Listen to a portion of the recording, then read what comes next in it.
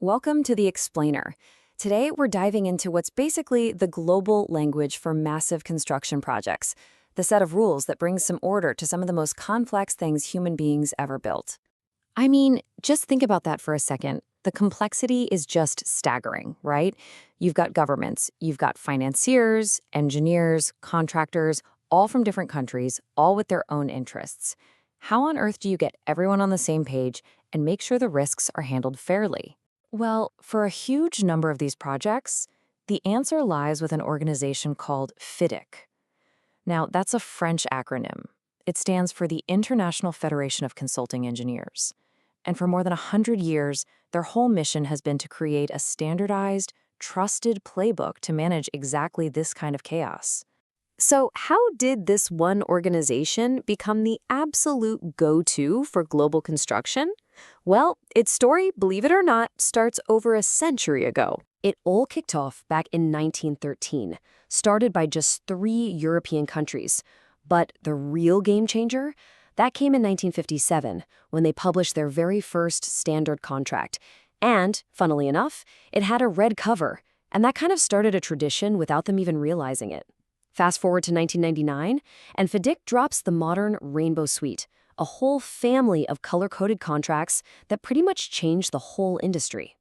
And that influence, it has just exploded. Today, FIDIC represents the know-how of over 40,000 engineering firms spread across more than 100 countries. It's really the closest thing we have to a universal language for building our world. It gives everyone this common ground of trust and clarity which you absolutely need on these massive projects. Okay, so let's get into this famous rainbow of contracts. I know it might sound super complicated with all the different colors, but honestly, it all boils down to one simple, incredibly important question. That's it. That's the whole thing. Who is responsible for the design? Is it the employer, the client paying for the project, or is it the contractor, the company that's actually building it? The answer to that one question is what tells you which color of contract you're going to use. Think of it as 2 totally different paths you can take. On one side, you have the employer who hands over a complete, super detailed design and basically says, build this. That is classic Red Book territory. But on the other side, the employer might just give them a list of requirements and say, okay, you figure out how to design and build a facility that does what we need. And that's when you start reaching for the yellow or silver books. And this is what's so fascinating. That one decision, who handles the design, is what gives birth to the entire Rainbow Suite. Each color in the suite is basically a specialized tool, and it's perfectly crafted for a different type of job. The journey starts with that classic Red Book where the employer brings the design to the table. But if you want the contractor to both design and build, you'll grab the Yellow Book. Want to take it a step further? You go for the Silver Book.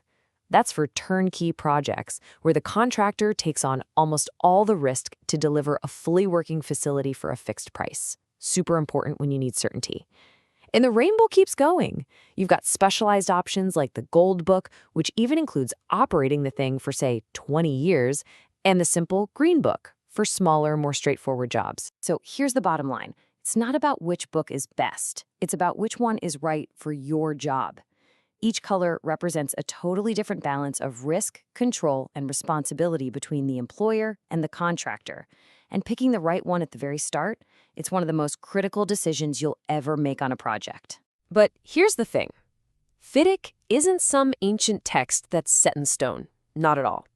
It's a living, breathing standard, and it's constantly evolving to keep up with the demands of a crazy, fast-changing construction industry. That landmark 1999 suite, for instance, got a massive update in 2017, and we're not talking about a few small tweaks here. Just to give you an idea, the Yellow Book alone went from 63 pages to 108.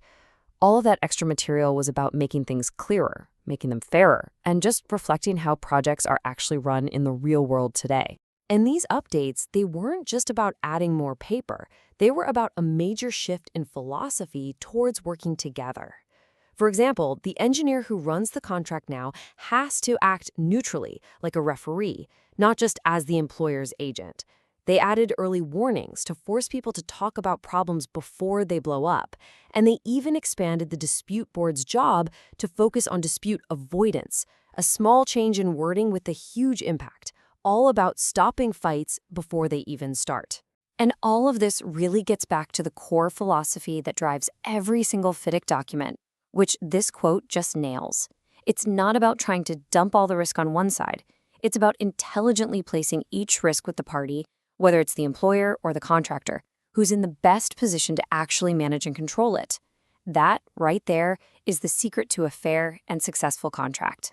So, from these humble beginnings all the way to a globally recognized standard, FIDIC has written the playbook for some of humanity's most incredible achievements, which kind of leaves us with one final thought, doesn't it?